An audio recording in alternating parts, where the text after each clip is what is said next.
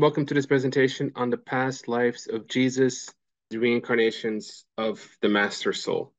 So the sources for this presentation will be the King James Version of the Bible, and the King James Version of the Bible, as we'll see tonight, has some really great passages about the past lives of Jesus.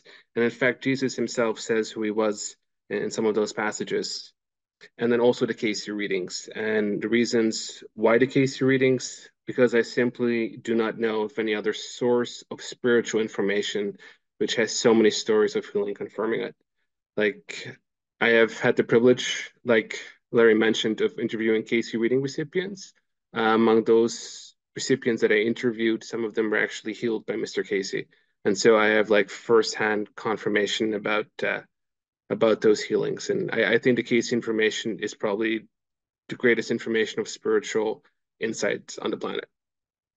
I'm also a volunteer for the Edgar Cayce Foundation, and I'll talk a little bit more in a little bit about some of the people that I've interviewed, because part of that is also included in this presentation.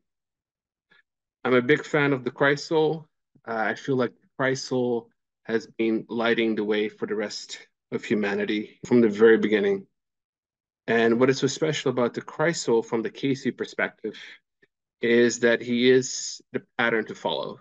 That, life is filled with patterns. We have patterns of joy, we have patterns of not so great things, but then we also have a pattern for the Christ consciousness. Christ consciousness here meaning that we're all one with each other and one with God. And from the Cayce perspective, the Christ soul is the first soul to make it back home in the flesh. Like he had that conscious connection with God in the flesh. And Cayce tells us that Jesus was the first, but that you can be the second, or I can be the third, or Larry can be the fourth. And so we all have that potential of making that oneness with God in the flesh. And that really is the pattern for us to follow. And so it's really important to study his past lives and see how he reached that perfection again that he lost. There's a common misconception, I think, in Christianity that says that Jesus was God throughout his life. And from the Cayce perspective, Jesus regained that godhood. And really, Christ was the messenger. Christ, he was not a man. It was Jesus in one life, Joshua in another, Melchizedek in another. So even though he had all these past life, it's really that soul, that Christ soul. And so let's start at the very beginning of his story. And his story starts when God became self-aware. And it's kind of like when all of our stories start. So there really isn't a beginning to God, but that's hard for the human mind to grasp. And so let's say it all began at a certain moment in time when God became self-aware. And so just imagine you're God and it's just you and infinite space. And so God desired companionship, like God desired conscious companionship. We are fundamentally desire beings and we desire whatever we are lacking. And so God lacked companionship. And so God sought companionship and he sought to express himself or herself as individualized states of consciousness. And so the Bible and both the Cayce readings say that God began creation with the creation of one soul. So, and that's really the beginning of the soul that we now know as Jesus, the Christ soul. The Bible says that Jesus, the Christ soul, was the beginning of creation. Here in the book of Revelation, it says, "These things says the Amen, the faithful and true witness, the beginning of the creation of God." And so here Jesus referring to himself as the beginning of the creation of God. And the Cayce readings tell us the same thing. In the beginning, we have the celestial beings, but first we have the Son, and then the other sons that are given their force and power. And so God starts, with creating this one soul, our elder brother. And the book of John starts, "In the beginning was the Word, and the Word was with God, and the Word was God. He was with God in the beginning. Through him all things were made, and without him nothing was made that has been made. In him was life, and that life was the light of men, and the light shines in the darkness, and the darkness has not overcome it. That initial darkness, this Christ soul shines in that darkness. And so, God starts creating the Christ soul, and then there's a desire for more companions. There was desire to, again, express himself more, and the readings refer to God as the first cause. Everything is cause and effect. Every cause has an effect, and every effect is a cause towards a new effect. Well, there had to be a first cause, and that first cause was God creating us. And so we came out of God and really not out of nothing. When God created us, he actually put a piece of himself in every single soul. And so that first act of creation was already an act of self-sacrifice. Just by creating souls, he actually separated a piece of him and put it in every soul. And there's a name to each soul. Souls, portions of himself came into being. And so God named us one by one. And so we all have a soul name.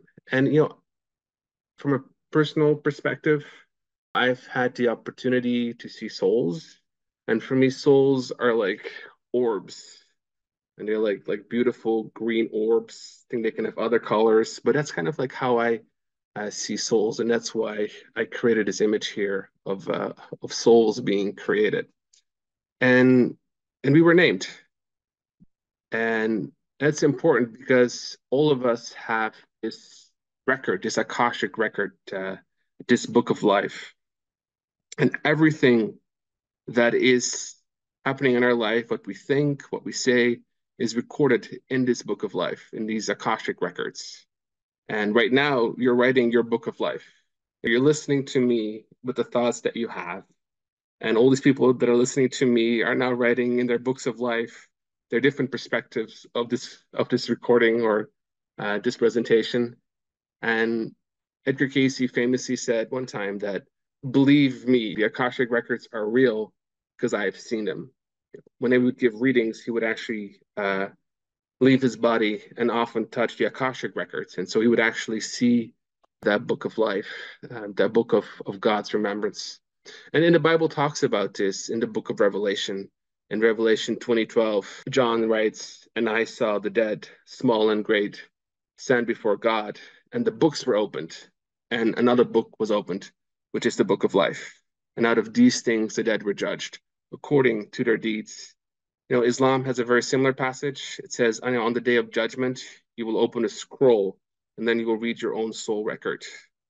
And so today, the soul record that we're going to take a look at is the Christ soul. And so all these companions have been created, but what's important to understand is that you're not a drop in the ocean. You're the entire ocean in a drop. Like you have the potential of God in a drop.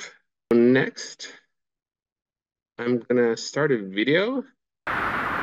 We find in the beginning, when the first of the elements were given and the forces set in motion that brought about the sphere as we find called earth plane, and when the morning stars sang together and the whispering winds brought the news of the coming of man's indwelling, of the spirit of the Creator, became the living soul.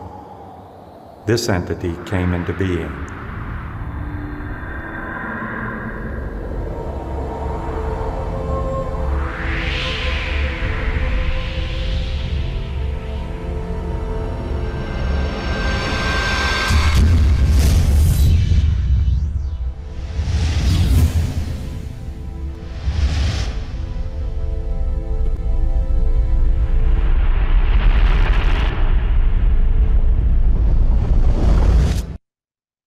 So this is a video that the ARE made as part of their Create campaign.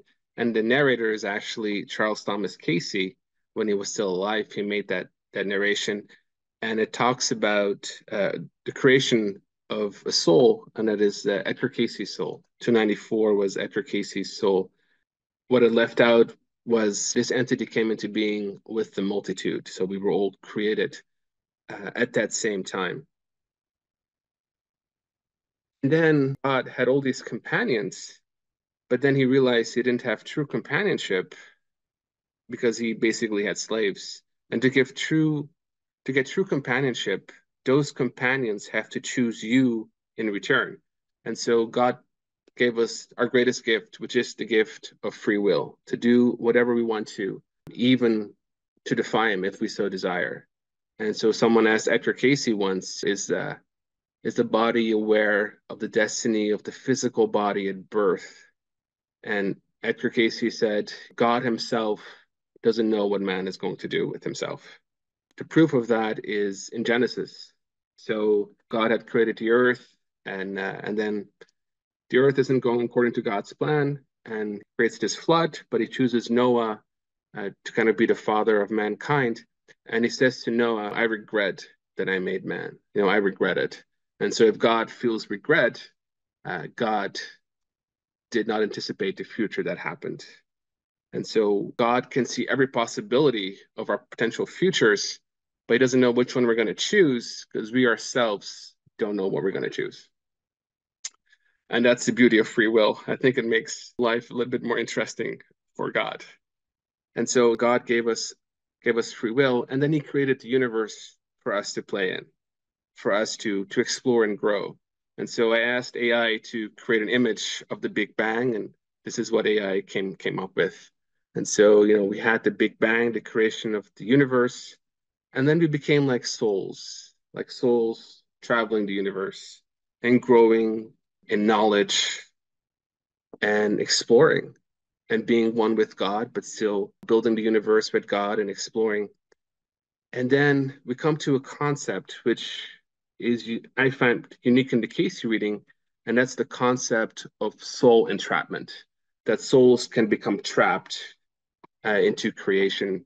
And Cayce also calls this as submersion by matter, that the soul buys into the illusion of materiality.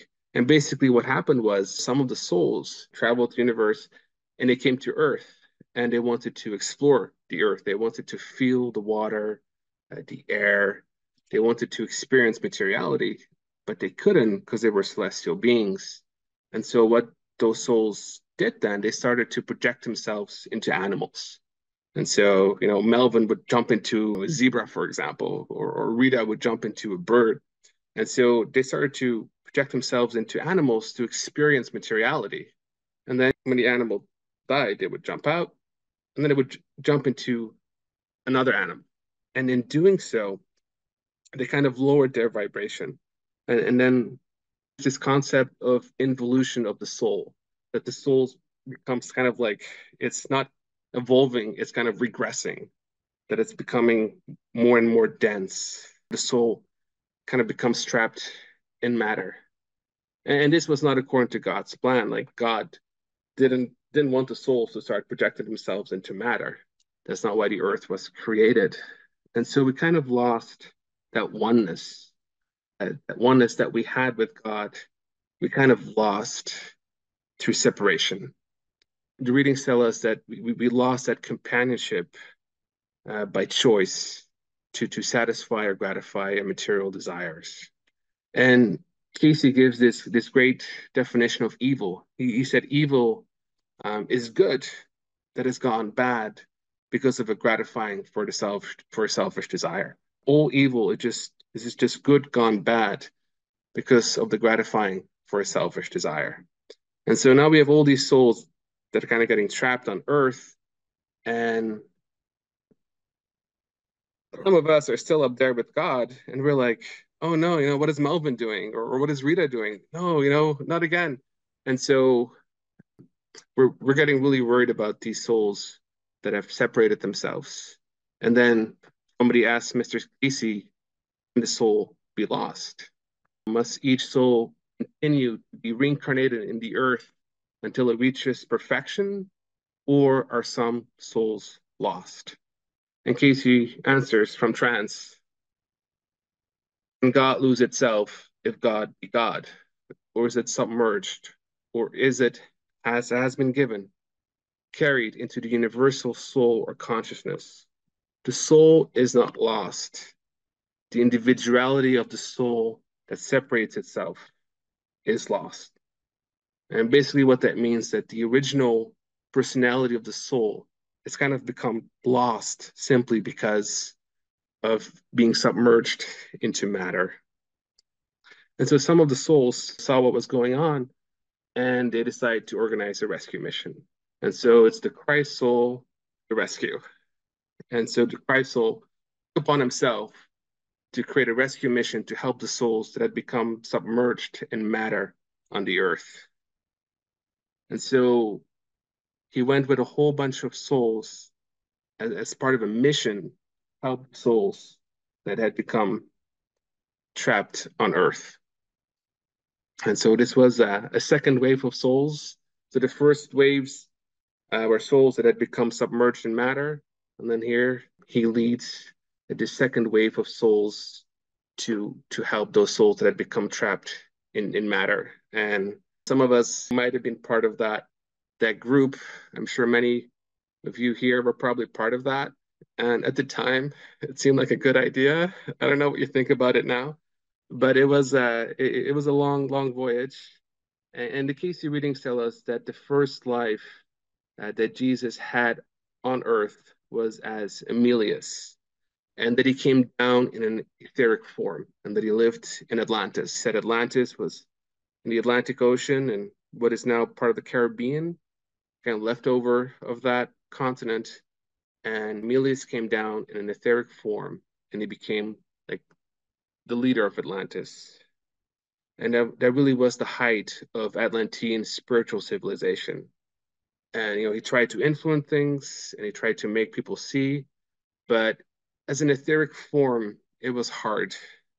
And so he kind of left Atlantis, kind of came back to God and said, we need to have a vehicle for the soul to project itself in. We need to have a vehicle for the soul to experience materiality. And so that's when Adam was created. Adam was the first man created. The Cayce readings say that there were 5 Adams, so one for each race, kind of like a projection of itself into different bodies. And that Eve was made of the side of Adam. So, what the Bible says is a rib. The Hebrew word can also mean side.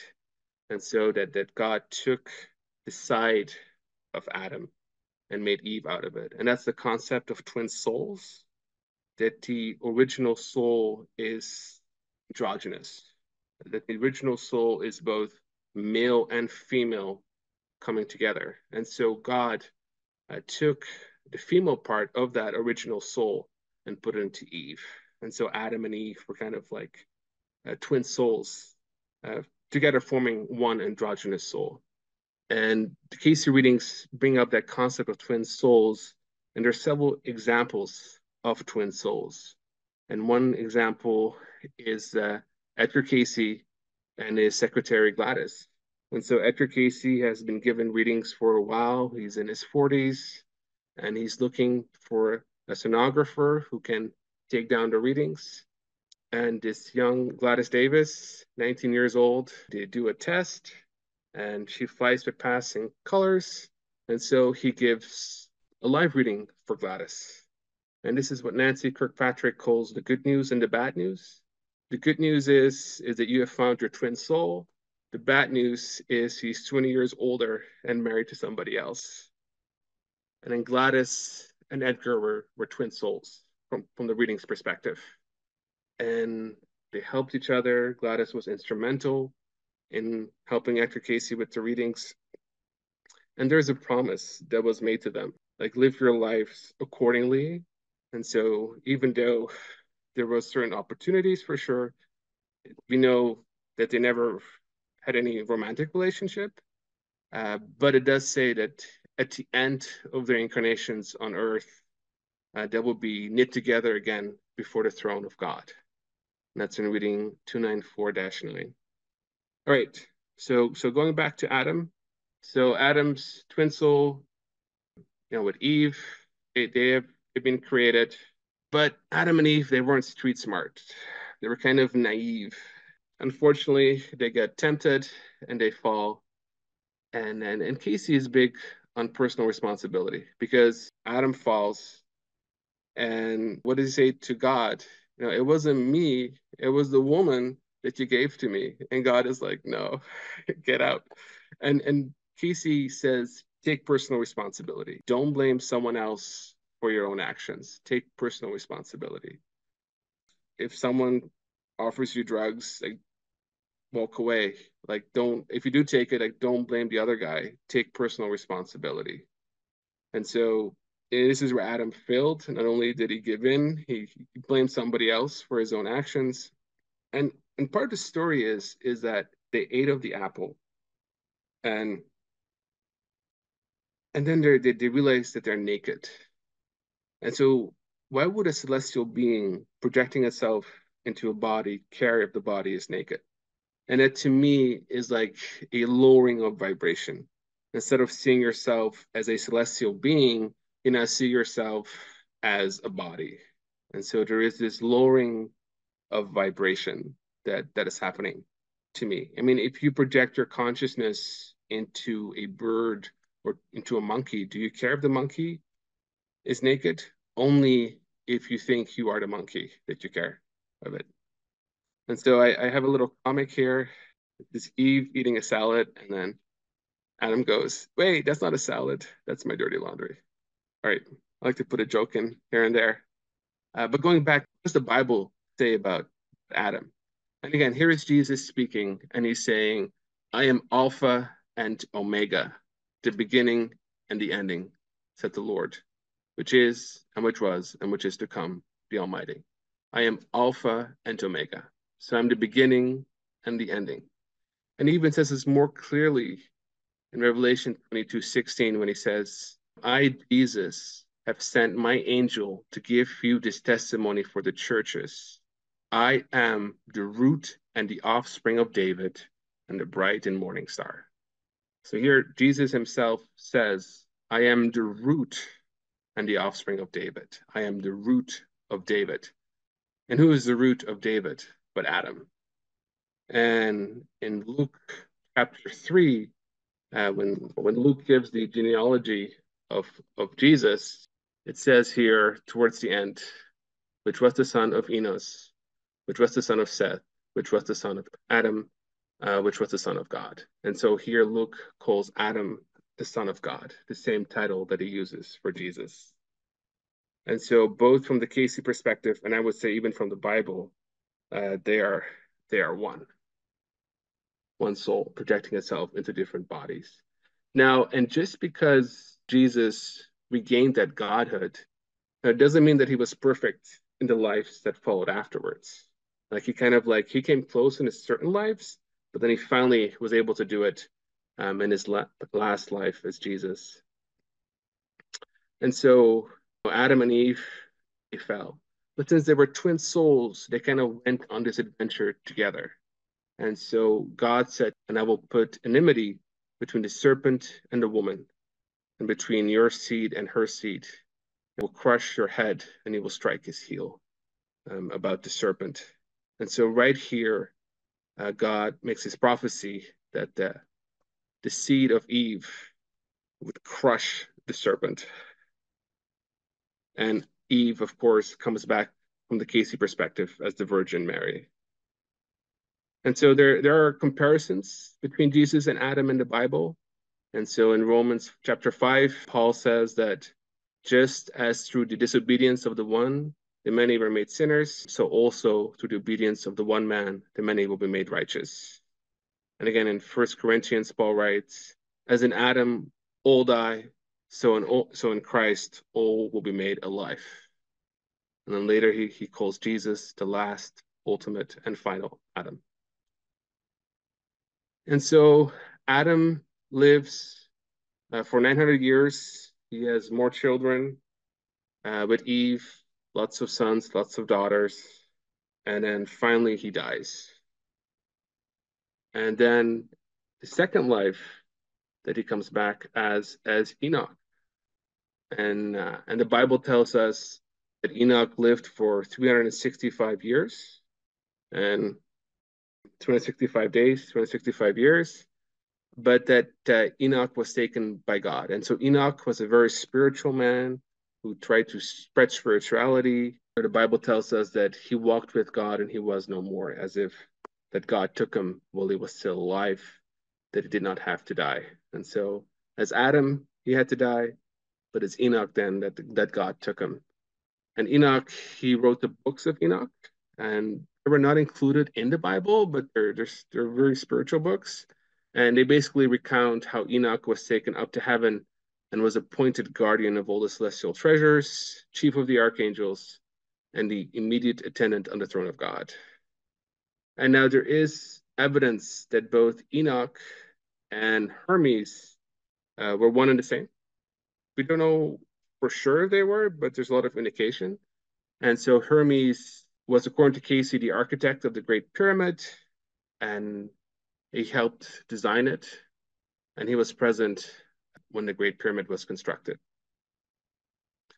And so that's it for Enoch and Hermes. And Hermes is big in Egyptian lore, where he becomes Thoth and also a god. And so there's his past life as Hermes or Enoch, and then he comes back again as Melchizedek. From the Cayce perspective, he was Melchizedek, and he was the king of Salem. And nowadays it's called Jerusalem, but he was the king of Jerusalem before it was called Jerusalem, the king of Salem, which basically means peace. So he was the king of peace as Melchizedek. And he wrote the book of Job. And so the book of Job is a story, according to Edgar Cayce, as the manual for life on earth. And if you read the book of Job, that's kind of bad news if you're a human being, but it can also be good news because even though Job loses everything, he gets everything back in the future. And so Melchizedek is the king of Salem, of peace. And Abraham is traveling through the desert and he meets Melchizedek and they get together. And Melchizedek and Abraham become friends, and Melchizedek becomes a mentor to Abraham. And they actually have the first communion together. And so in the first communion, Melchizedek reaches out and meets Abraham, and he shares wine and bread with Abraham. And so there is this first communion between Abraham and Melchizedek. And it's really under Melchizedek's influence that Abram, which was his initial name, becomes Abraham and really founded both the Israelites and also the Arabs. So both come from Abraham, who was being mentored by Melchizedek, the Christ soul. And so again, you see the Christ soul trying to influence humanity and kind of did his mission with Abraham. And then he comes back as Joseph, which was the great grandson of Abraham. And so Abraham had one son, Isaac, and then Isaac had Jacob, and then Jacob had a whole bunch of women, of wives, but his favorite son was Joseph. And so Joseph had a whole bunch of half brothers. And Joseph was a little bit like, and a bit not street smart, a little bit naive, because telling his half brothers, I had this dream, and the dream, the moon and the sky were bowing to me. He was his father's favorite son, and the other guys, the other brothers, they're like, I've had it with Joseph. He's way too popular. We need to get rid of him. Initially, they want to kill him. Then Reuben throws him in a well, and finally, he is sold for 20 pieces of silver. And so here, Joseph, a past life of Jesus, is being sold by his own family for 20 pieces of silver. And so he was a righteous guy. He's being sold into slavery, but he serves his new master very well. But then he gets accused of being with his master's wife. Joseph was good looking guy. The master's wife had a thing for him. She comes on to him, but he's loyal to his master, and so then she accuses him. It's obviously that she wasn't believed because they didn't put him to death. They put him into prison, where again he's helping prisoners with their dreams. And then finally the Pharaoh comes and has this dream, this recurring nightmare that Joseph is able to interpret. And he basically saves Egypt by predicting there's going to be 7 years of good harvest and 7 years of famine.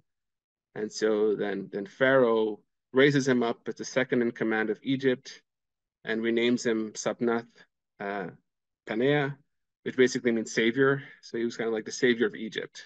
And he helped create taxes where they collected the harvest for the good years and then used that for the famine years. And so they say that Joseph came really close in achieving like enlightenment in that life, but he didn't make it all the way because then his brothers come back because there's a famine in the land, and he kind of plays tricks with them. He puts one, separates one of them, but he was a bit of a trickster too. So he came close, but not completely. There's you can see all the parallels between Joseph and Jesus. Both were rejected by his people. Joseph becomes the second in command of Pharaoh. Jesus, sits at the right hand side of God.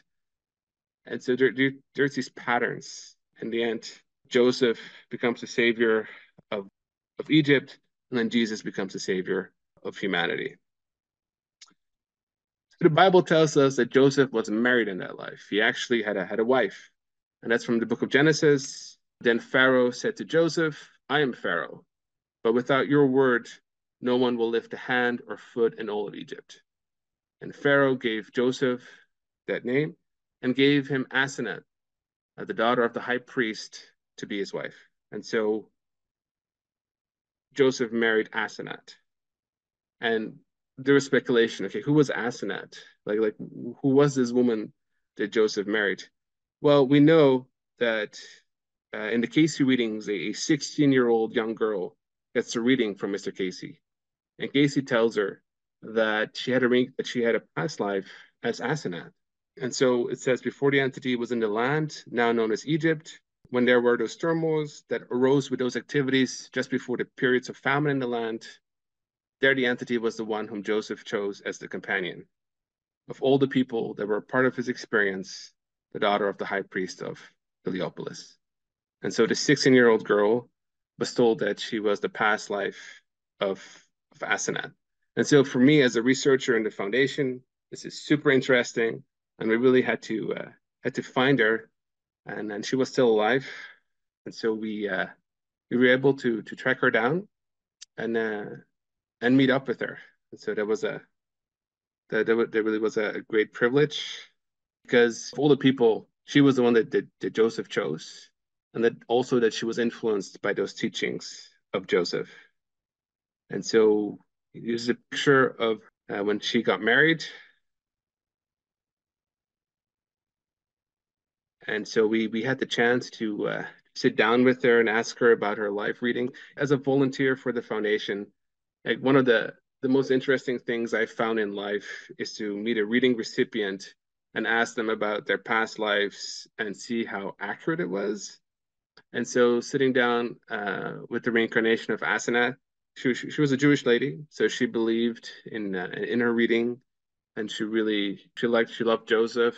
It had also said she'd been like a mother superior in a convent in the U.S. and she told this story of being a young girl knocking on the door to a convent in this life, and then she knew the secret code that only the nuns would know. And they were like, "How do you know this code?" And she just said came to her. And Cayce would only give certain lives, and so she was even telling us about lives that were not in her reading. But then I asked her about how she felt about Jesus, but she had a very Jewish upbringing, and so she didn't believe that he was the Messiah. And so, but this is a picture of us interviewing her. That's me, and that's my colleague Paul Maza, who kind of accompanies me as we do all these interviews. And she was very lovely and very gracious when we met up with her. Okay, so going back to Joseph. So Joseph had this life. He had two sons. His second son was named Ephraim, and then there were more descendants from that line. And finally, Joshua, the son of Nun, was born to that tribe. And Joshua is identified as one of the past lives of Jesus. And so Jesus comes as Joseph, and then he comes back as Joshua. And the funny thing is that Joshua has the same Hebrew spelling as Yeshua, which was Jesus's Hebrew name. And so Joshua was born into slavery with the Israelites. The Israelites have been in Egypt for a long time. They've become slaves. So Joshua is born into slavery, but then he grows up and he's a spiritual person, and he accompanies Moses up the mountain. And the readings tell us that Joshua kind of became the spiritual leader even to Moses in interpreting what was going on. And so Joshua was this great spiritual leader who was very, very close to Moses. And eventually, when Moses dies, Joshua becomes the leader of the Israelites, and he leads the invasion of the Holy Land. And so here comes Joshua with the Israeli armies, and they invade the Holy Land. And it's really a brutal invasion. They destroy entire cities, put entire cities to the sword. And I've often wondered that. Why was that invasion so brutal? So why was that invasion so brutal?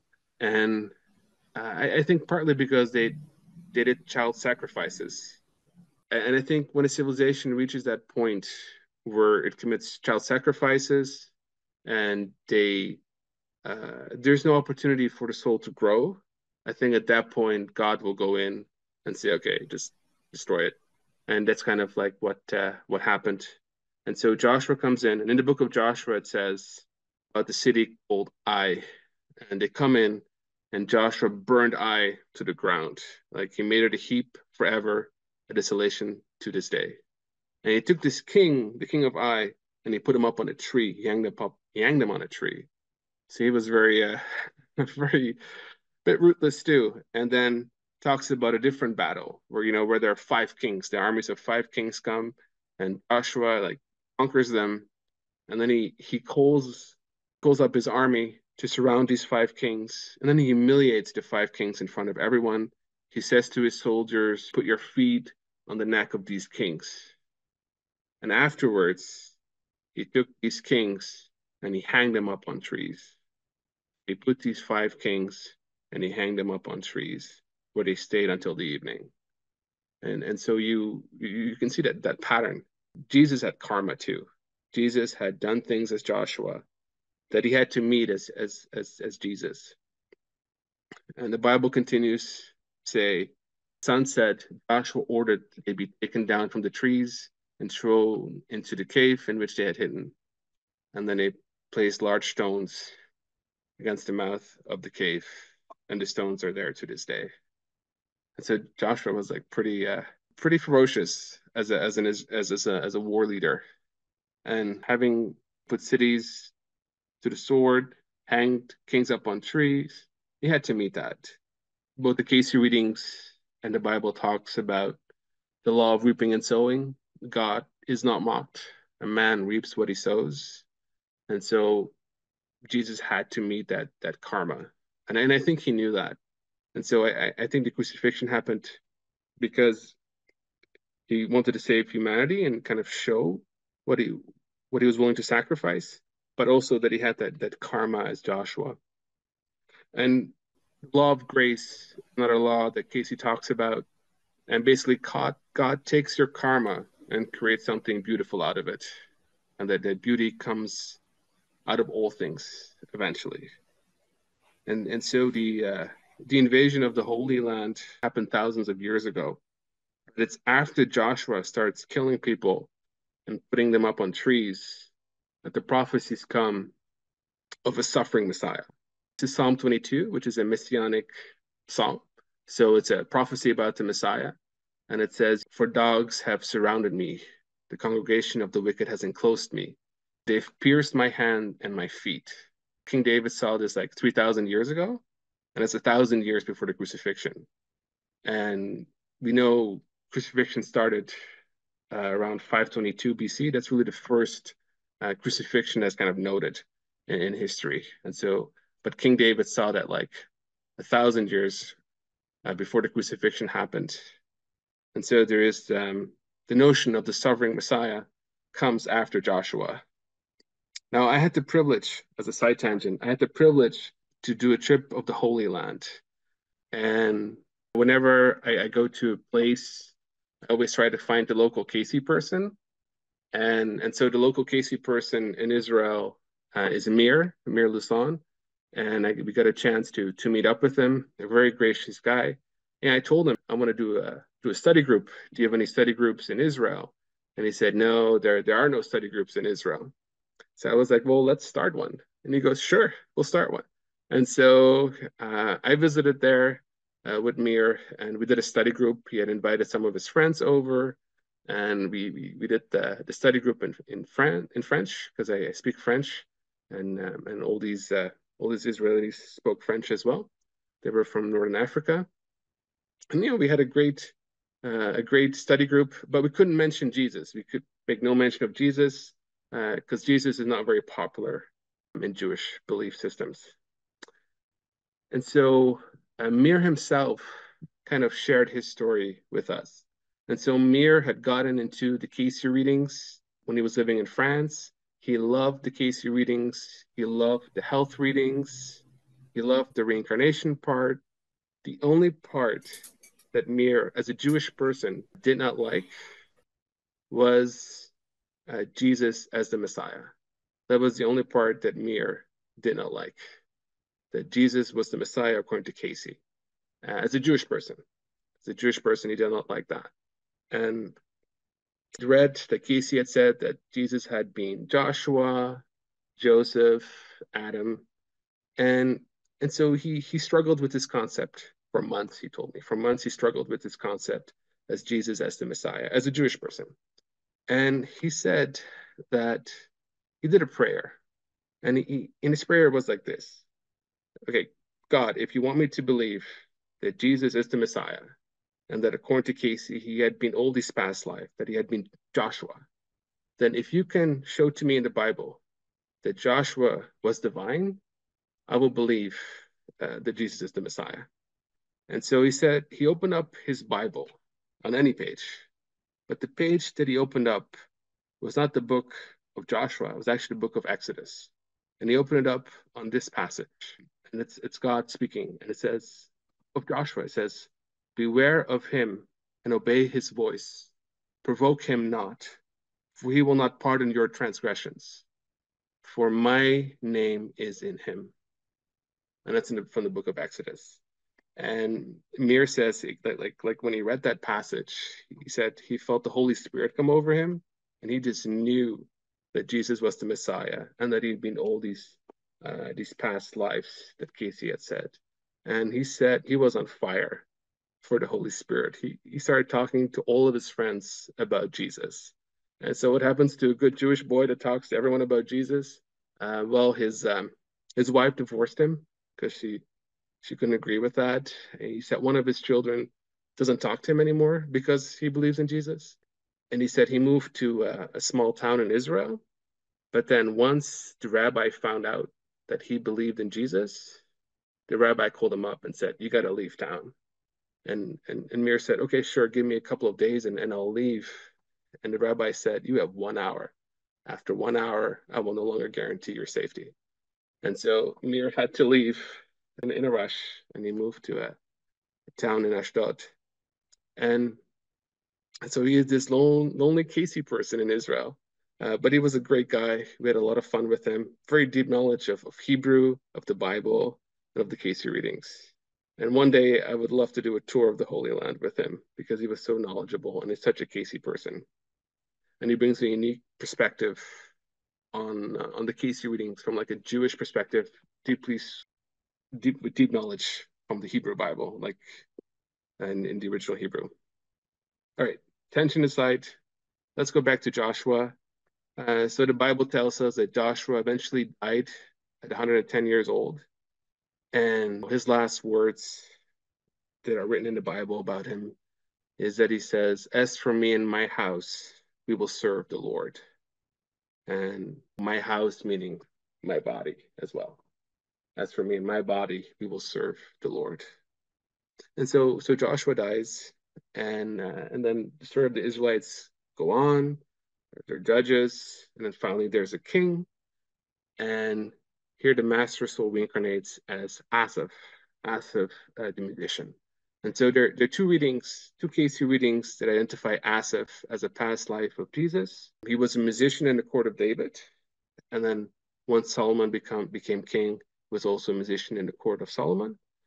He wrote several of the Psalms. So for those of you who know the Psalms, some of the Psalms will say a Psalm of Asaph or a Psalm of David. The Psalm of Asaph, it was written by Jesus in his past life as Asaph. And not only that, he was also performing at the dedication of Solomon's temple. And so when Solomon built the first temple, Asaph was there performing at the dedication of it. Now there is an interesting psalm, Psalm 82, which Asaph wrote, and it says, I have said you are gods, and this is God speaking, and all of you are children of the Most High, but you shall die like men and fall like one of the princes. And so here, Asaph in the Psalms says that we are all gods, but that we shall die like men. And then Jesus, 1,000 years later, quotes this psalmist. When he says, I'm the Son of God, and he gets accused of blasphemy, he answers them, it's not written in your own law. I said, you are gods. And so here he is actually quoting himself from a past life. Isn't it amazing? Like he wrote something like 1,000 years earlier, and then he quotes it when he's talking to the Pharisees. And so Asaph was there for King David, for King Solomon. He wrote some of the Psalms. Eventually he dies. And then the next incarnation that we have of the Master is as Jeshua, high priest of Israel. And that's in the book of Ezra. And so the Israelites were invaded by the Babylonians. It's called the Babylonian exile. He was born in exile, and then he returns back trying to restore the Jewish remnant. And so the Bible tells us about Joshua and that they helped rebuild the temple. And so the second temple, Jeshua was there. So the master soul was there helping to rededicate it. So as is Asaph, he was there for dedication of the first temple, and then he comes to help dedicate the second temple. And he was the high priest, but he was also a scribe.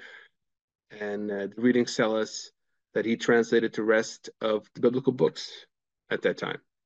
And that the Bible that we have in our current form, the Old Testament, was done by Joshua, the past life of Jesus. So he kind of like put the rest of the Bible together. And so he comes back as Joshua, who helped give us our modern Bible. All right, then his name was Joshua. So what's in a name? So what is the importance of names? His name means salvation, or God is salvation. That's what Yeshua means. God is salvation. And for those who don't believe in the power of names, we have a lot of examples happening recently. We have Anthony Weiner, a congressman from New York, who had a scandal. We have Bernie Madoff, Bernie who made off with a lot of money. We have Sam Bankman-Fried, the bankman that got fried. And so I do believe there's a vibration in a name, that Yeshua means God is salvation. And so he did the most miracles. And even, I think, growing up, can you imagine the vibration that you put in a name? Oh, it's God is salvation is coming to help us with this. And that's why I always say whenever every baby should be called God is salvation, just to get that vibration out there. The second person who has done the most miracles in the Bible is the prophet Elisha. And he's done the most miracles after Jesus. And his name also means God is salvation. And so the two people who have done the most miracles, both their names means God is salvation. And so you can see there's a power to that name. Speaking about names, so we talked about twin soul Jesus, who was Eve, and she comes back as the Virgin Mary. And both the Catholic Church and the readings teach that Mary was also immaculately conceived. And so Jesus was immaculately conceived, and so was the Virgin Mary, her mother, and also had an immaculate conception. And so you have an immaculate conception of an immaculate conception. And her name was Miriam, and Miriam means goodness, fullness, implying completeness or perfection. And so Jesus and Mary, soul journey began in the earth as Adam and Eve, and then they came 200,000 years later, and they complete the journey as Mary and Jesus, and they complete that perfection that they needed to return back home. The Cayce readings tell us that perfection is not possible in a material body until you have at least entered some 30 times. And so I've mentioned like these past lives of Jesus from the biblical perspective and from the Cayce perspective, but he had other lives, and so did Eve. And unfortunately, we don't know exactly what all those lives were. We know that there was one life that he had as Zent. The readings talk about that Cayce had a past life as Olt, and then Olt had a son named Zent, and that Zent was a teacher of oneness, and he was the father of Zoroaster, and who the readings say wrote the Zend Avesta, the sacred writings of the Persians.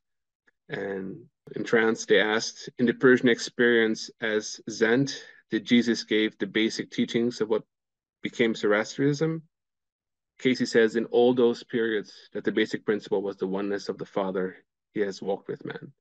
And that whenever there was teachings of oneness, the Christ soul was there.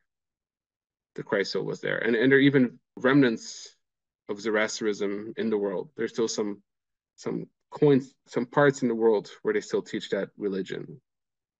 And again, it's about oneness and the oneness of God. And so did this master soul has all these past lives. And I think it's that same soul projecting itself into different bodies. And I think God doesn't see us as individuals. I think he sees us as souls projecting itself through a body. And so it's the same soul projecting itself through Adam, through Joseph, through Joshua, and then finally through Jesus. And I don't think God sees me as John. I think he sees my soul projecting itself through John. But in all these past lives, he's building up for his final life as the Messiah, as Jesus. And you can see that there are patterns in those lives. They're patterns of a messenger and of a spiritual leader. And so as Enoch, he wrote the book of Enoch, and he ascended into heaven. Comes back as Melchizedek. He mentors Abraham, and he starts Judaism. And then he also wrote part of the Bible. Again, he ascends into heaven. As Joseph created a place where the Jews could thrive, but also create that pattern of being a savior, of being rejected and then being a savior. As Joshua, he brought them to the promised land. Again, he wrote parts of the Bible. As Asaph, he wrote part of the Bible, and he's influenced both David and Solomon. And as Joshua assembled the Bible as we have it, with all the prophecies, and he helped dedicate the second temple. And so you can see this pattern of him being a writer, of writing parts of the Bible in every life, or almost every life that he comes back as a Jewish person, and then also having that pattern as a spiritual leader, of being the leader and also trying to bring oneness. And there's a pattern too of suffering as well. And so there's a pattern as Joseph, where he's suffering, and then also as Jesus as he's suffering. So a quick story aside from a personal note, years ago, I tried to find like the best affirmation that would bring me to fastest spiritual growth. And I thought I'd found it. So it was in the Bible, and there's a passage in the Bible that says, "Father, glorify me so that I may have the glory that I had with you before the world was made." And I thought, wow, what a powerful affirmation that Jesus said. "Father, glorify me that I may have the glory that I had with you before the world was made." And glory here means the ability to serve. Like, wow, that's a great affirmation. I'm going to use that. So I use that affirmation. "Father, glorify me that I may have the glory that I had with you before the world was made." And I used that affirmation for months and months and months. And I don't know if you guys knew what would happen for someone who says that affirmation for months, but I can tell you my entire life went to hell in a basket. Everything that could go wrong went wrong. Like romantically, everything went wrong. Financially, everything went wrong. Like I totaled a car, totaled my car. Then I got a speed ticket with the rental car. And then this crazy storm hit one of my properties and I had over $25,000 worth of damage in there. It was just one thing after the other that could go wrong. Friends I'd known for years stopped talking to me. And then one day I was in the readings and I came across this reading, do you seek glory? Then you must suffer. For only those that suffer can ever be glorified. And then I realized that I'd been saying, God, I want to suffer. So I stopped saying that affirmation right away. But you can see that pattern in the past lives of Jesus as Joseph. He's being suffered, he's being sold into slavery. As Jesus, he's getting crucified. But then there's the suffering, and then there's the glory that comes out of it. And so I realized that pattern. Like I stopped saying the affirmation.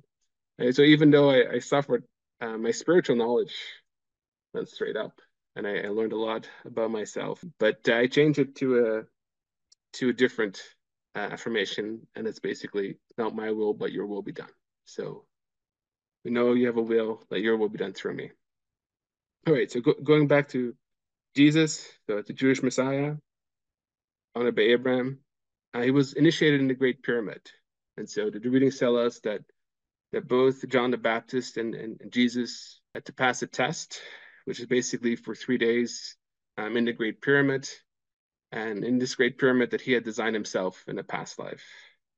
There was another test. He was tested after 40 days of fasting. One of the words for the devil is the tester. And so here he was tested, and where Adam had failed the test, he passed it with flying colors. And if you look at that brutal invasion of the Holy Land, like all the places where Joshua killed, Jesus came and he healed people. And so where Joshua killed, Jesus healed. And there are other examples of that in the Cayce readings as well. Harold Reilly, he was a famous massage therapist, and he didn't know Cayce at first. And so Cayce kept on sending him patients. He'd say, okay, you're having this, you got to go see Harold Reilly. And Reilly was like, who's referring all these patients to me? And so Cayce said Reilly was the best massage therapist on the East Coast. So finally, Reilly meets Cayce, and he's this great massage therapist who helps a lot of people. And he gets a live reading from Cayce. And Cayce said in a past life, he'd been a gladiator. Like he'd been this gladiator that could kill with a touch. Like he'd used his knowledge of the body to kill. And then he comes back as Harold Reilly, where he uses his knowledge of the body to heal. And so the moral of the story is that if you want to become a great healer, you got to kill a lot of people in your past lives.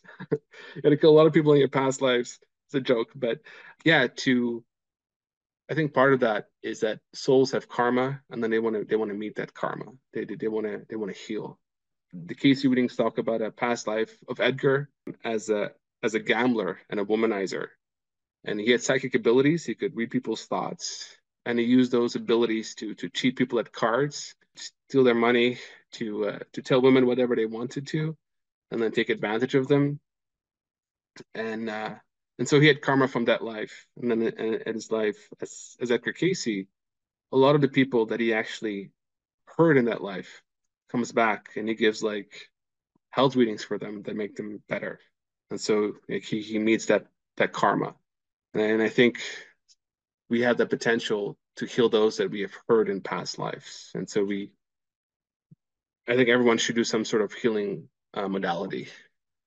I give past life regressions, and I think maybe in a way, maybe I'm helping people who I've wronged in past lives as well. All right, going back to Jesus, he had this pattern of Joseph, rejected by his own people, and then he saves the Gentiles, and then his people accept him afterwards. And one thing that I really like about Cayce readings is to look ahead with eternity in your sight. So here we have this Christ soul that comes in as Adam and falls in Eden. And then like, okay, I'm gonna come back and I'm gonna do all these things so that eventually when I'm ready to reach that perfection, everything is ready for me. And so I'm gonna design the Great Pyramid as a place for initiation where I can pass tests. I'm gonna influence Abraham to start the chosen people. And so you can see like how he's setting like the tone, writing parts of the Bible as a story for mankind or humanity, and then finally coming back as Jesus. And so we can take that in our own lives and kind of look at our lives with eternity in our sight. And that's really what's next. Like what should we do next? And be aware that we have those patterns, that we can create those patterns of healing, of helping others.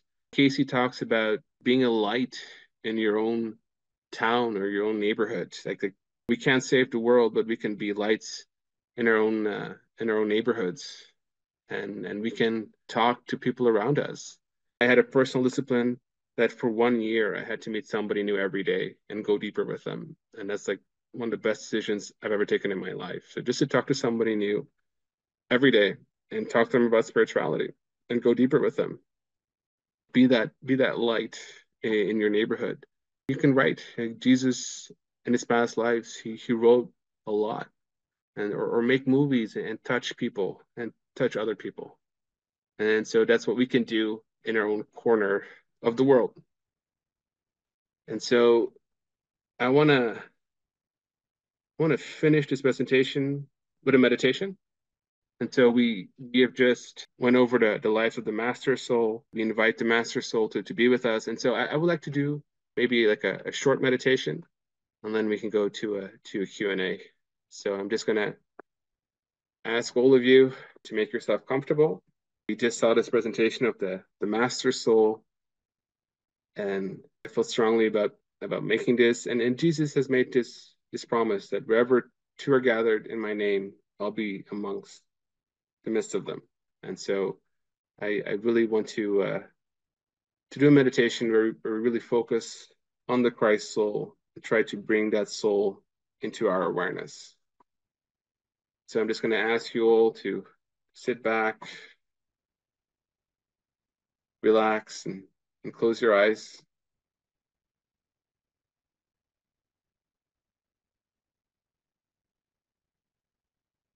Take a deep breath in and a slow, gentle breath out.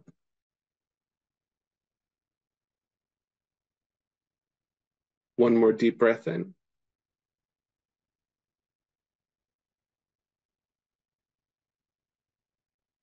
And a slow, gentle breath out.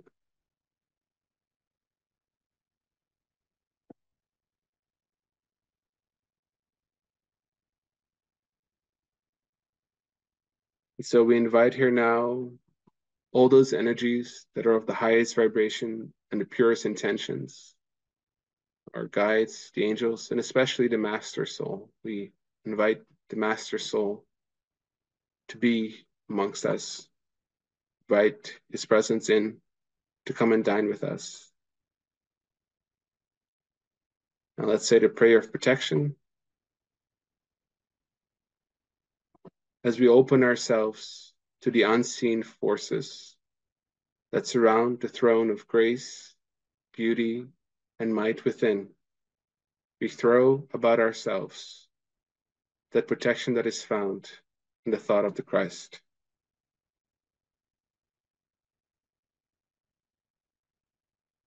I'll now say the Lord's Prayer, how Cayce said it. So Cayce had his own version of the Lord's Prayer. Said that every line of the Lord's Prayer corresponds to one of the chakras. So, our Father, who art in heaven, hallowed be thy name. Thy kingdom come, thy will be done, as in heaven, so on the earth. Give us for today the needs of the body, and forgive us our trespasses, as we forgive all those who have and do trespass against us. Be thou the guide in times of trouble, turmoil, and temptation, and lead us in the path of righteousness for thy name's sake. For thine is the kingdom, the power, and the glory. Now let's go into the silence.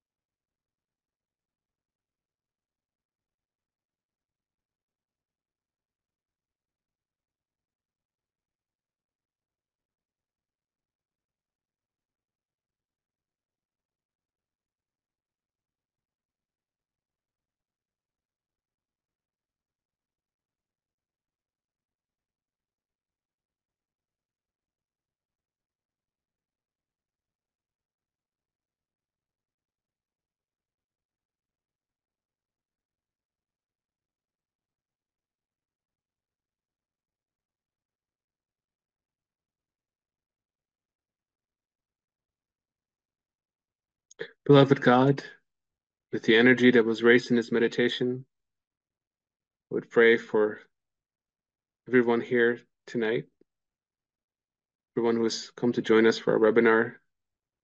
Pray for all those who will see this recording. Pray that your will be done through all of us, that you walk with us, that the Master walks with us, that you guide us safely, keep us safe till the next time we meet. Your will be done through us. Amen. So let's prepare to come back. When you're ready, you can wiggle your toes or your fingers and open your eyes. And come back. I'm going to stop my share and come back. If there are any questions or if anyone wants to share anything about the meditation, feel free to go ahead. Thank you, Jon. That was very, very powerful. You know, when you think of the group of people that are here tonight, like they're thousands of miles away from each other, yet we were all always one. It was very, very powerful. Thank you so much for doing that. Thank you. See, Robert has a question.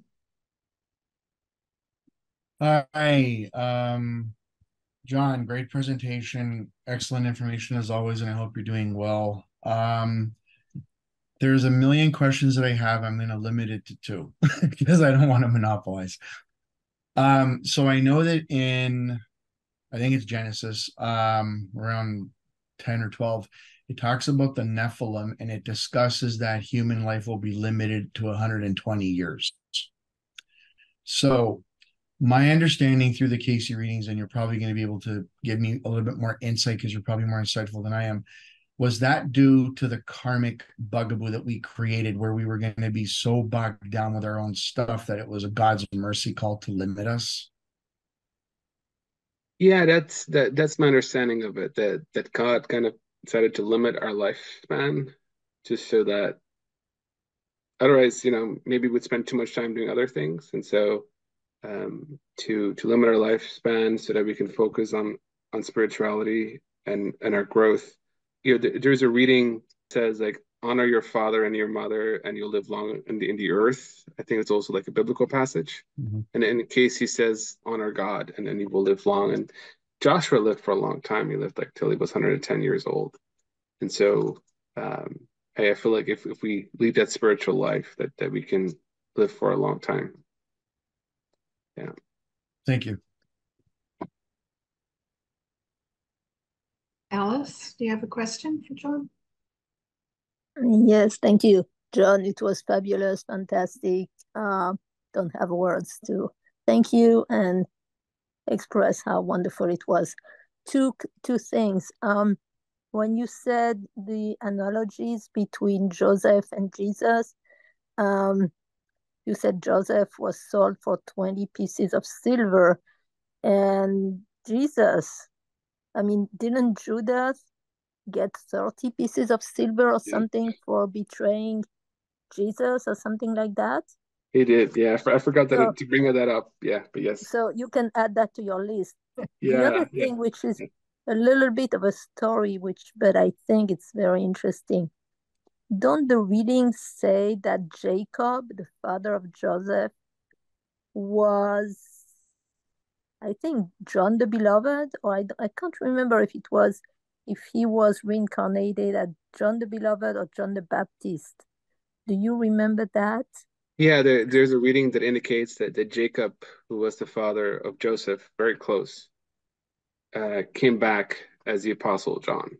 Okay, Yeah. so isn't that interesting that, Joseph was Jacob loved his son, and now in this life, the John the Beloved was that close disciple. And the other thing that is so interesting, in the Bible, there is that story when Jesus was sitting at a well, and that's the woman. There was a woman that he met at the well, and in the Bible it said he was at the well that Jacob had given to his son Joseph. Yeah. Okay, so he came back to his own place. So that's another thing that, I mean, it's just a curiosity maybe, but it's just, as you said, everything is so intricate. Everything is so connected, yes. So anyway, so that's another beautiful little piece to show that nothing is really random, and it's just so beautifully weaved together. So anyway, thank you. Yeah, no, I forgot to mention that Joseph was sold for 20 pieces, and then Jesus was sold for 30 pieces of silver. Price had gone up. But yeah, the same pattern of betrayal. Rebecca? Hello. Thank you very much for your presentation. I'd like to ask your impression about whether, and excuse me, I tuned in late. You may have asked this already, you may have answered this already. But do you think the Christ has come back in his post-Jesus incarnation? Has he gone to the Americas, et cetera, et cetera? That was my... Yeah. So, I personally believe that like he won't reincarnate again. So he's not going to come back as a human being in that sense. But I do feel like there's so many people who said they've seen Christ or the Virgin Mary, the apparitions of the Virgin Mary. So I do feel like they still touch the world through these apparitions and dreams and visions that people have. And the readings say that there's going to be 1,000 years of peace. And during the 1,000 years of peace, only the souls that are of the highest vibration are able to reincarnate into the planet.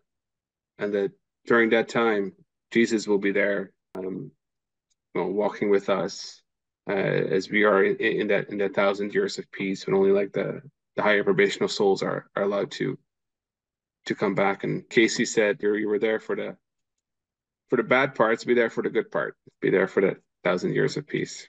Robin? Jon, first of all, thank you. Wonderful presentation, very thought-provoking. And I had three thoughts that I thought other people might be interested in, and one personal thing to add to your story. First of all, people may wonder about the Yeshua-Jeshua dichotomy. And in studying the King James translation, the first English translations of the Bible, I learned that the letter J is a recent, it's one of the youngest letters of the English alphabet. So previously, the letter J would have been translated as the letter Y, but it had become fashionable at the time of the King James version of the Bible. So we in our era are now inundated with Yeshua has become Jesus. And I just thought people might be interested that partakes of the history of the English alphabet. The second point was that people also might be interested. You mentioned Zoroastrianism, and I was fascinated to learn that Freddie Mercury, the front singer of the lead singer of the band Queen, was from a Zoroastrian family background. Mm-hmm. And the third thing is that before I had studied any of the Cayce material about the past lives of Jesus, I was a devoted reader of the Bible, and I had focused on the Christian scripture, and I thought, well, I want to now focus on Hebrew scripture. And I got in the story of Joseph to the part where Joseph's brothers have come to Egypt because they're starving in their land, and they've come to beg from the Pharaoh's abundance. And it's Joseph whom they have an audience with. And of course, they don't recognize him, but he recognizes his brothers instantly. And in that Old Testament passage, it says that Joseph wept. And I instantly flashed on the story of Jesus arriving at the tomb of Lazarus. Too late, Lazarus has died. And the account in the New Testament simply says Jesus wept. And I had this huge epiphany, and I just knew. I thought, oh my goodness, Jesus was Joseph. So I love that whether we know Cayce's timelines or not, there are ways that we can resonate and recognize these wonderful truths. And I really appreciate you introducing them to us. So thank you.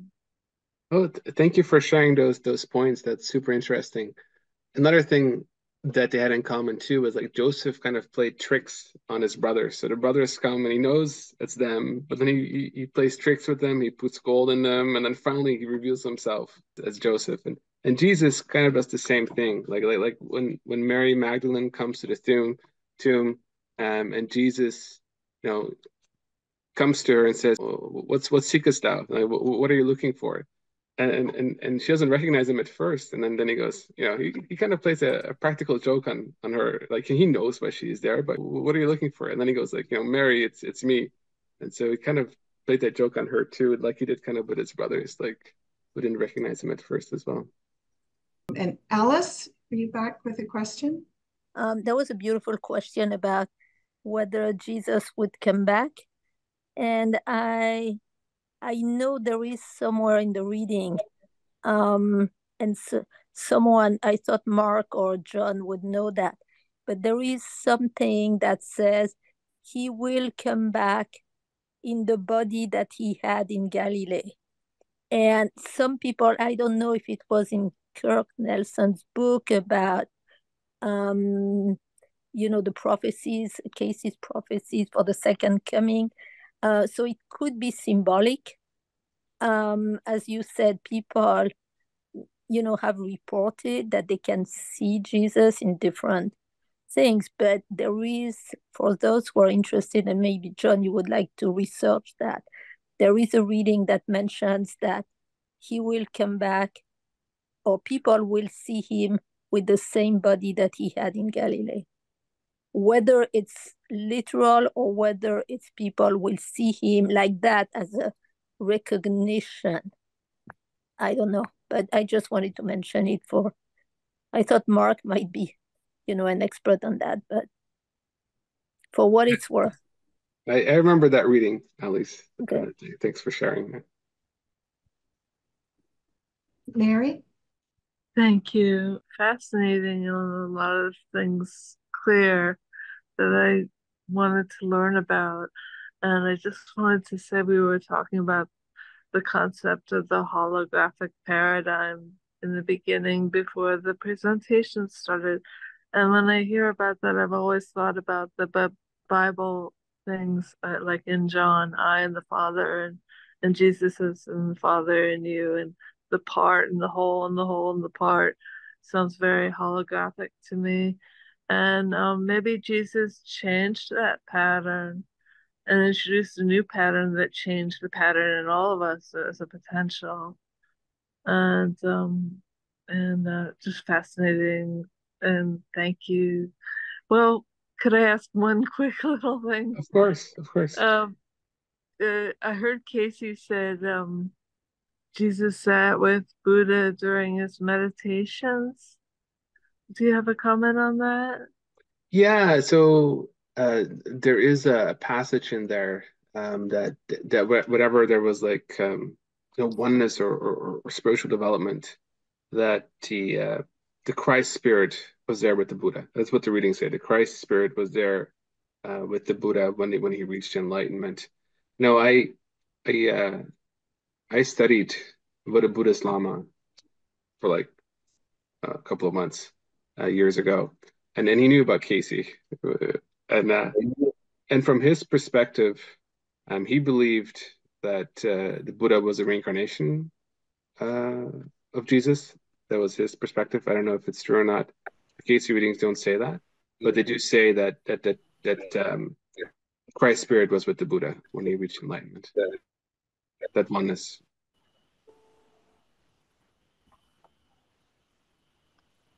Robert? Hi, thank you again. John, I'm actually reading the book by Glenn Sandefros.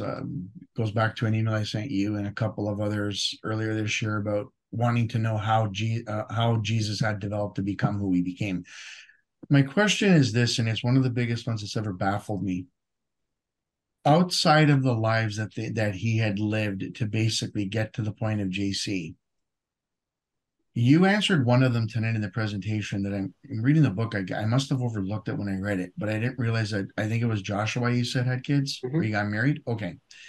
Joseph had kids. Joseph, yeah, it was one of the J's, I forget.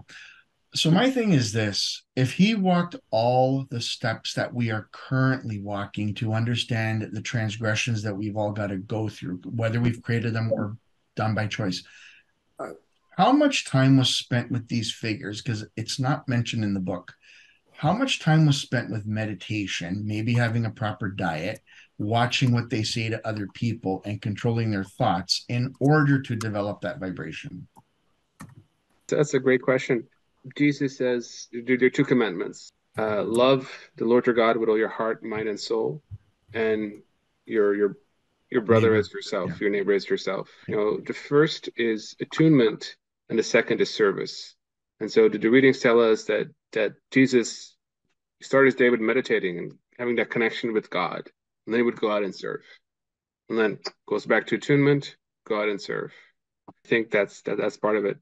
But you know, the first thing he did was separate himself, go into nature, do his 40 days fast in nature, and then comes out and starts his ministry.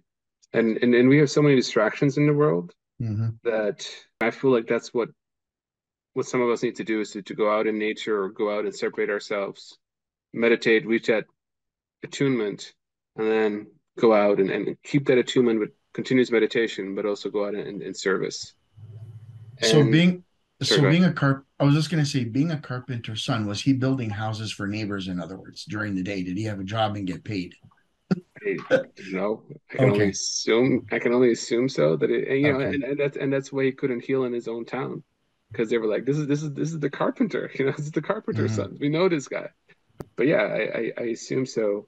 And I think we also have to talk about motivation. What motivated this guy to sacrifice everything, to give up family, to give up on companionship with women, to give all of that up, and just become this enlightened being. Like, what motivated him? Like, what pushed him to do so? And I think part of it was his past lives, knowing that he had kind of screwed up as Adam and not the best life as Joshua. And I think that was part of his strong motivation, to accomplish his soul mission. And it should be part of our motivation too, to accomplish our soul missions as well.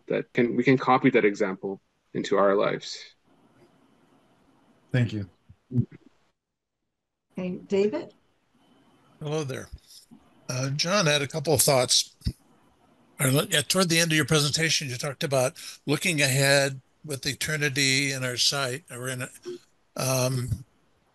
You made a reference here about writing and making movies, which certainly is dear to my heart. But I also really want to encourage everybody to look within for the different ways that they can be of service to others. Another one of the ways that I like to work is through artwork. So if you're a painter, if you're a cartoonist, if you're an illustrator, that sort of thing. Again, the writing is really good, and you can do it even in things like thank you letters and letters of encouragement to people. Also, look at ways where you might be able to go and speak to people. Like, for example, John did a great service for us today, has had many speakers in this forum. But we have our own little forums, you know, a family member who is in a retirement home or a convalescent home. You can go and speak words of kindness and love and charity to the people there. I also would like to extend the concept of having the awareness of the actions that we do. I'll use a personal experience. When I was thinking about going to teach, one of the people that I was asking if that was a pretty good idea, they said that they thought it could be really helpful as long as I felt that the art projects and the teaching and the grading and my interaction at the class was an example and done with the knowledge or the awareness of my love for others or God's love for them through me. So even if you do an art project, you do a sculpture, we didn't even talk about that. Let's say you're an artist and you sculpt something. Can you imbibe that sculpture with love that somebody can pick up with or pick up uh, when they see it or feel it, even years after you're gone? We look at famous paintings and get moved by them. Well, I think that's the spirit of God moving through that kind of artwork, through that kind of example. And I have one last question for you, Jon. You've shared that you've been interviewing people who had these readings. Are you planning to put them in some sort of a book yourself so that we can share them? So thank you all. Thank you, thank you. And I'm not planning to write a book on it, but I do like a weekend seminar on that. I actually did it last year in Sweden. Eva from Sweden, and so I called it Soul Stories from the Vault. And basically, it's the research that I've been doing, interviewing these people, and I'll be going back to Sweden again this year to do that same program. So if you can make it out to Sweden, it's a great retreat. Meet your long lost Swedish cousins, and join me there. It's so you can go to edgarcayce.se, and then you can. Come there. It's the Swedish people are amazing. You won't regret it. Yeah. Thank you. Oh, and just by the way, David actually made an animation about the Cayce readings and reincarnation, and that's on YouTube. Lori? Jon, now I want to go to Sweden. Come to Sweden. I'm one quarter Swedish and I've never been there, so now I want to go do Cayce stuff in Sweden. But absolutely fantastic presentation, really, really well done. I'll quickly share. So when I have meditated for many, many, many years, during my meditation, I will feel a pressure on my right thumb as if someone is squeezing it. And I've kind of never known who that was. I always knew that, that meant someone was with me. And at the beginning, when you stated we were going to meditate, but we weren't even in the meditation yet, and you gave the quote that Jesus said, when 2 or 3 are gathered together in my name, I will be there. I got that squeeze on my thumb so powerfully that I was just completely aware that that's whose presence was with us.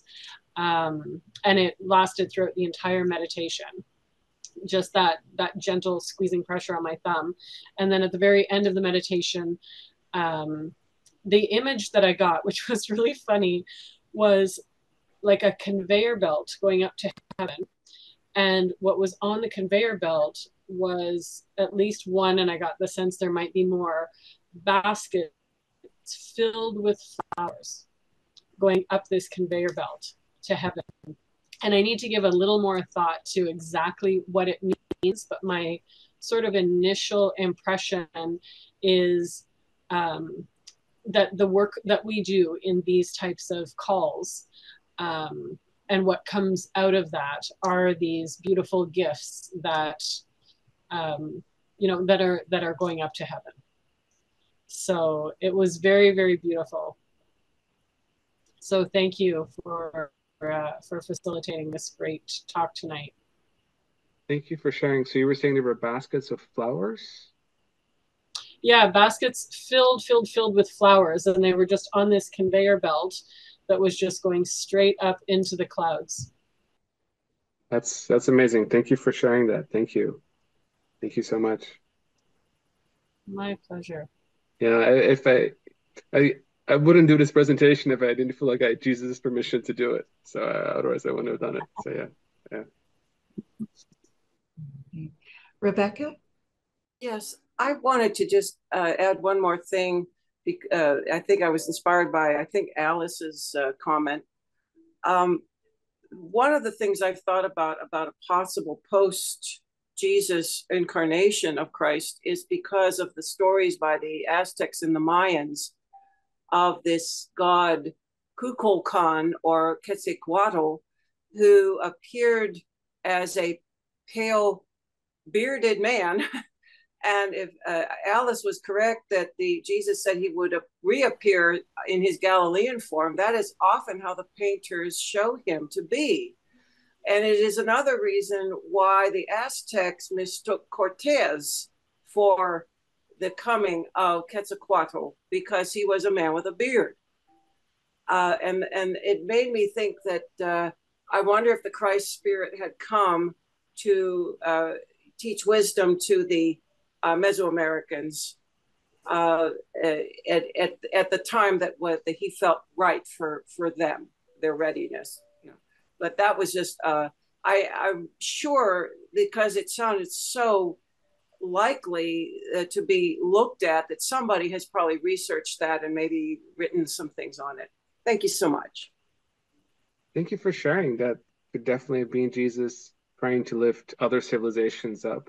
And I think we only have so many past lives of Jesus, and there are probably more where he goes into different civilizations trying to lift them up as well and spiritualize them.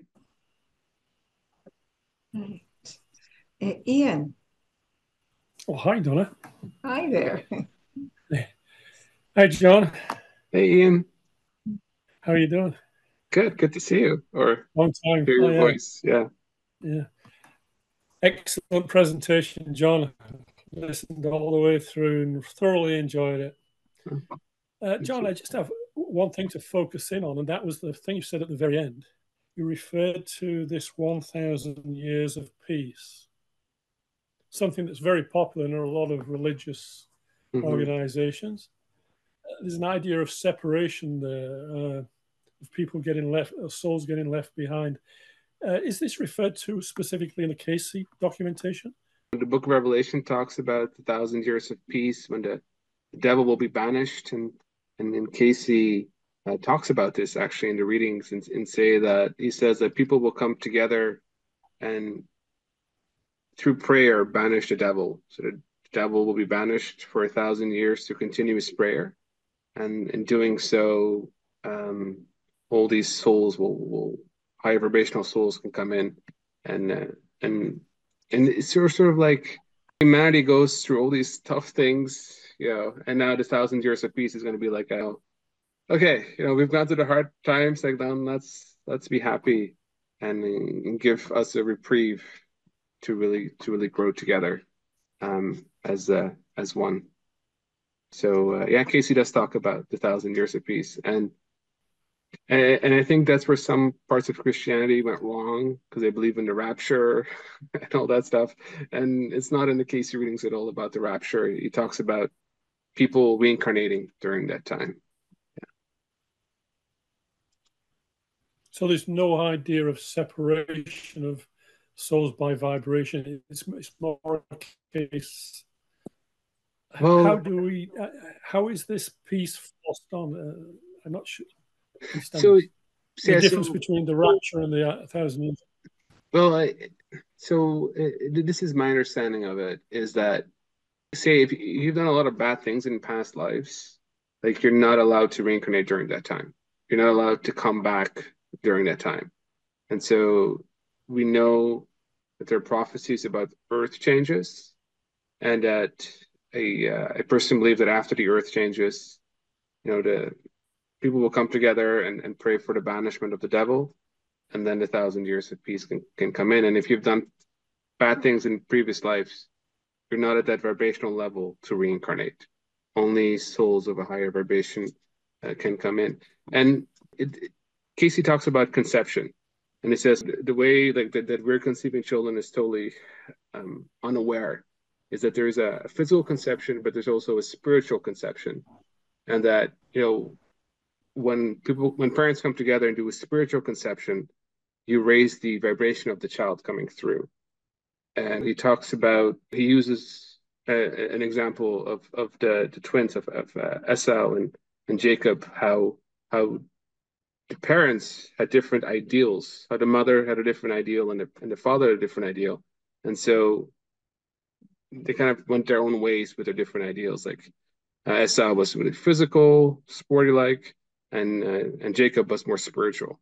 And so Cayce says, if the parents come together and have this spiritual ideal, and invite the Holy Spirit through them and have that spiritual conception, you can raise a baby that's of a higher vibration. And the scenes did that for generations, and that created a vehicle for the master soul to come in. And so, I think it's going to be kind of like the same process, that parents will come together and create higher vibrational children in that way, if that makes sense. Yeah, that clarifies it for me, Jon. Thanks a lot. Okay, yeah. Garth, hi. As everyone else said, great job, Jon. Thank you. I wanted to kind of address Robert's comment, because I've been doing the same thing for a number of years. How can I become more spiritual? And I think it's summed up with Cayce saying the only thing separating us from God is self. And I had the awareness a few months ago that God isn't judging us. We're judging God. We're choosing to be physical. We're choosing this thing instead of choosing to be spiritual. And I don't know if that's right or not, but I continue reading the Cayce stuff. And as one of his other quotes that I really like is, he said, the ultimate purpose of a soul searching is a greater awareness of God. So that's what I'm aiming for, Robert. And thanks, Jon, again. Lots of tidbits that I didn't quite know, so appreciate that. Thanks for sharing, Garth, and thank you for those kind words. And Yulin famously said, Yulin Cayce family said, if you feel like there's a separation between you and God, it's a good bet it wasn't God that moved away, it was you. So, and try to come back to God. Yeah. Hey, Les? Yes, thank you. Jon, I have a question for you. How many people did Jesus heal? No idea. We know that there are lots. Well, I have an answer also. Okay. I don't believe he healed anybody. Okay. And he said so himself. He said, why callest thou me good? There's only one good, that's the Father within. He doeth the works. So I think people have a misconception about Jesus healing people. He allowed God working maybe through him, or because people came to him, that the healing took place because of God's presence and not Jesus. Yeah, correct. It was God moving through Jesus. Yeah. Yeah. Of myself, I do nothing. It's the Father through me. Yes, I know. And one thing that strikes me, it seems to be that the religion of Jesus has become a religion about Jesus. And I'm not sure that people have it in a correct understanding of it. That's very true, and that's one of the things that I love about Buddhism, is that you have the Buddha, and people try to become like the Buddha, try to reach enlightenment. And with Christianity, it's more like Jesus is over here, and we're down below, and we cannot reach that level. And that's where I love the Cayce perspective, is that Jesus was the first, but you can be the second, and Garth can be the third. And so all of us have that potential to become like Jesus. And I think, unfortunately, Christianity has kind of lost that. It's become more about about Jesus and not about our own soul development and our own growth. Right. Thanks a lot. Thank you. Thank you. And is it Sunday? Is it? First of all, I wanted to just say thank you for just a wonderful, wonderful presentation. It just sort of takes your breath away. And another thing, I have never felt in any meditation like I felt with the one you did. And it took me a while, but I realized it wasn't just us. There was hundreds or thousands of people in the meditation with us. That's what it felt like. It was like, I can't describe it, but it was just so full of love and power at the same time and unity. And I just had to share that with you. It was nothing I've ever felt before and probably will never feel again. But it was just incredible. Just incredible. So thank you. Thank you. Thank you. And I think all of us presents here helped with that as well. Mm-hmm. I think probably some of us here had past lives with Jesus as well. And so all that energy that came together. Mm-hmm. Yeah. Robin? Yes, a couple of responses. One of the previous commenters was talking about modern Christianity focusing too much on Jesus.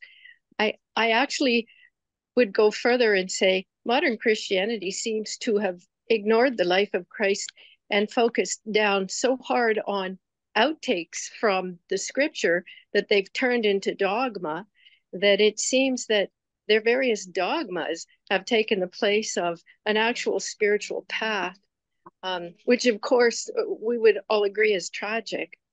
And to David, I wanted to say, if you are interested in the past lives of Jesus in a written form, Mark Finnan and I, you may or may not know, have started a magazine online, free online, called The Creative Soul, a poet, a playwright, and Edgar Cayce. And I'm going to be beginning with our next issue, looking at the various incarnations of Jesus as Cayce discussed them. So that might be of interest to you to look up. And you just Google The Creative Soul and Cayce. That's usually a Google search that will bring you to our magazine. Thank you. Hope that helps. Thank you.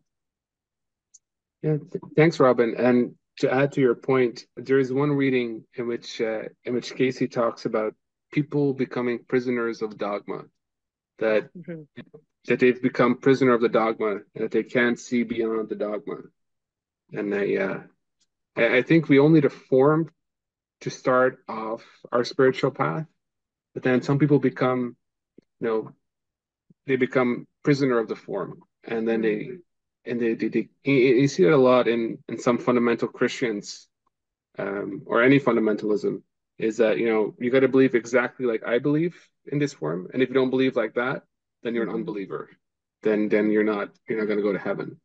And it's just Cayce said there's two ways to preach. Like, one by saying, okay, this is how I believe, and you got to believe exactly like I believe, or it's like moving with the Spirit and letting the Spirit come through you and trying to influence people that way. So, yeah, but very true about prisoners of dogma. Thank you. Okay. Alice? Alice, sorry, I see you have a question in the chat too. Yes, thank you. Actually, I apologize. It's my third time, so I'm sorry to take so much time. I have a question and a comment after what Rebecca said earlier about the second coming. I remember that there is a quote that said that Jesus, from the reading, saying that he will come in the same form that he was seen in Galilee, but only when those who are his would have prepared the way. So there is, and I think Jerry Lazarus brought that up last year at the December event. I think he was talking about that and showing that we do have a responsibility, each of us, because it's not just waiting for something to happen, but he will come, whether it's in our hearts or whatever form, only when those who are his would have prepared the way. So are we preparing the way? That's a question we can ask to ourselves individually. And my question, John, was, the readings say Jesus who became the Christ. When is it that Jesus actually became the Christ? I've heard different people say when he was baptized in the garden. I mean, I never could understand when that happened. So that's my question to you.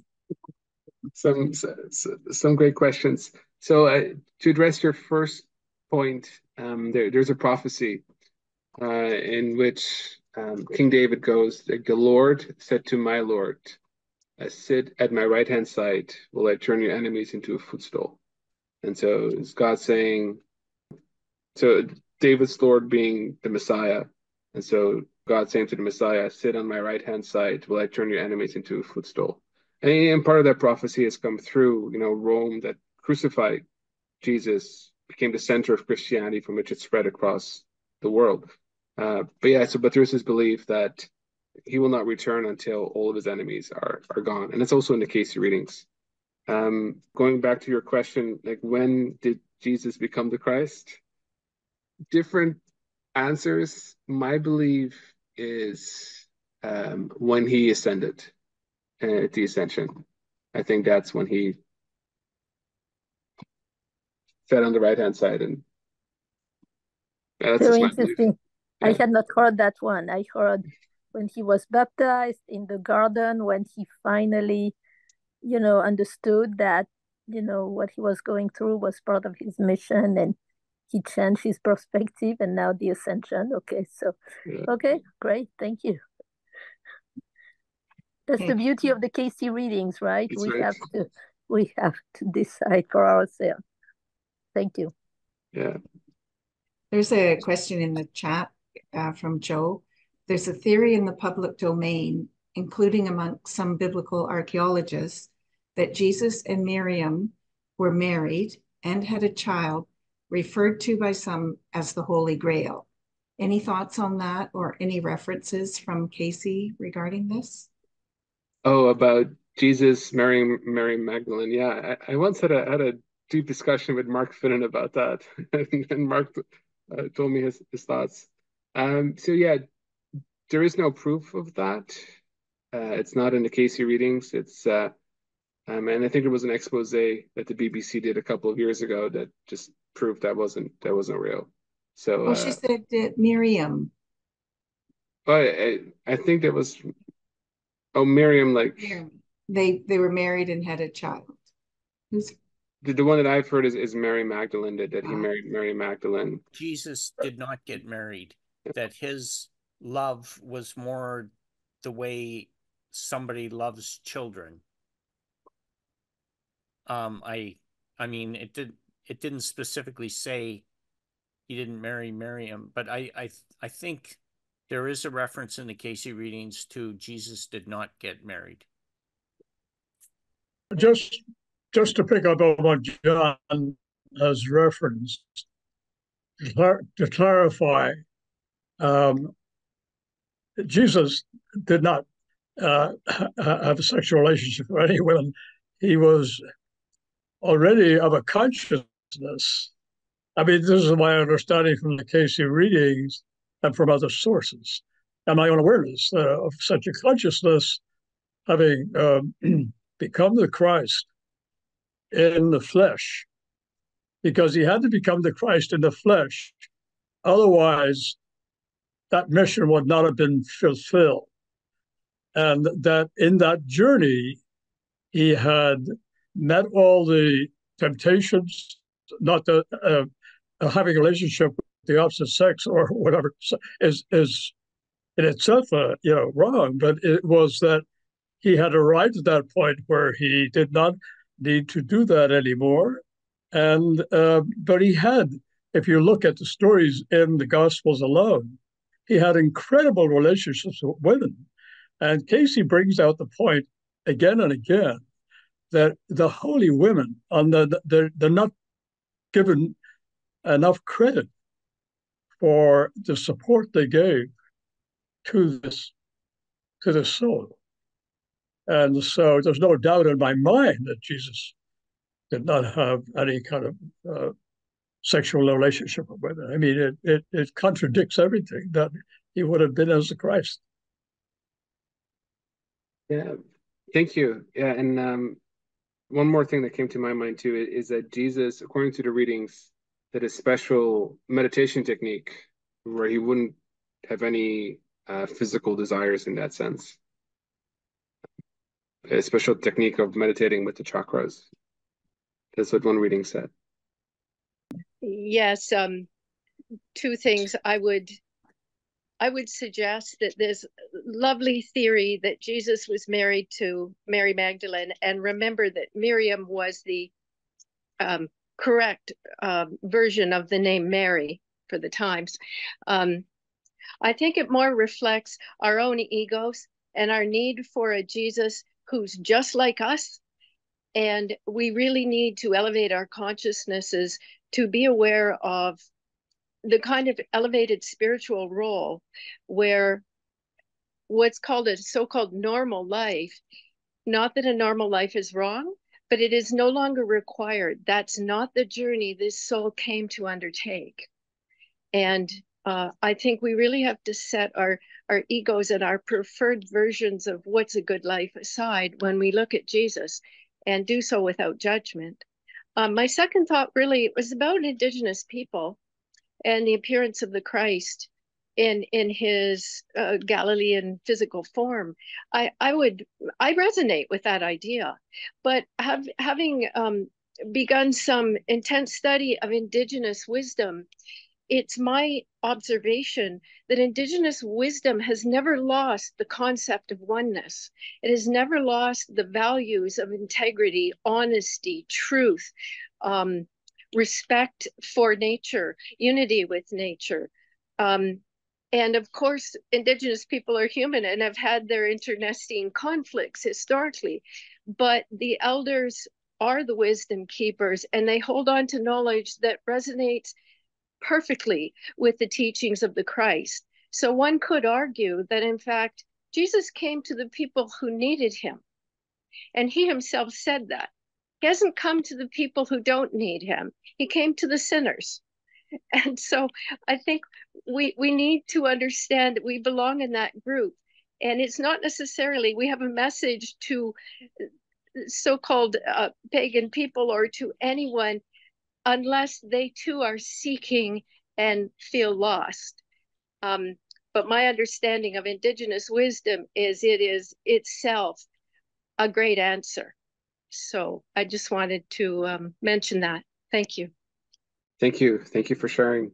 There's a story of the 5 blind men and the elephant. And it's a classic story. I'm sure people know it, that 5 blind men and go and touch an elephant, and first blind man says it's an elephant is like a wall because touches the side. Second blind man touches the tail and says, oh, an elephant is like a rope. The third blind man touches the elephant and touches like the trunk and says an elephant is like a snake. And then the fifth blind man touches the elephant and touches like the leg and says, oh, and leg is like an elephant is like a tree. And they start quarreling amongst themselves. But the elephant represents God, and all the religions are different sides of God, and native religions are definitely one of the sides of God. Thank you. Another question in the chat. Are there indications anywhere that any of Jesus's incarnations were as women? Good question. I would say Eve was the twin soul, and so Cayce readings only talk about Mary as one of the past lives, but I think his twin soul must have reincarnated time and time again as well. But unfortunately, we don't know in which bodies. Mary? Thank you. I'll be brief. Jesus was Hermes, right? Yeah. According to Cayce, Hermes was the messenger to go into. Perhaps I better follow up with you individually, but I just thought Hermes going into this dark place and rescuing the souls, bringing them back and being the bridge was perhaps applicable. Yeah, I'm not that familiar with Egyptian stories about Hermes, but there is a story that Jesus, after the crucifixion and before the ascension, actually descended into hell and rescued some of the souls that were in hell. So there's definitely again some commonality there. Any other questions or comments? Jon mentioned 2 upcoming events. I know there was one in December, but I didn't catch them both. Can you just repeat them, Jon? Yeah, Please? so it is the Montreal retreat where we met. It's going to be September 13th, 14th, and 15th. And so it's coming up pretty fast. It's finding your soul's purpose. And we got some great Cayce lecturers. We have some people from the Spiritualist Church who are going to join us as well. So it's you know what a great location it was and how much fun we had. And so that's going to be September 13th, 14th, and 15th. It's well worth coming to it. It's definitely well worth it. It's one of my favorite retreats. And so hopefully you can make that if you go to edgarcayce.ca and you can find more information on that. And want to get everything, you can register through Donna, or you can register over the website, and then you have to register with the manoir. And we try to keep it always financially low. And so even if you can't afford it, we're happy to provide part of scholarship. And then we have the International Cayce Conference in December, where we invite international representatives from across the world to give lectures. And so this year we have Sweden, we have China, and so we have some great countries that are coming back, and we have some new countries from the Caribbean that will be joining us. So yeah, that's going to be in December. So go to edgarcayce.ca, and then you can find more information on that.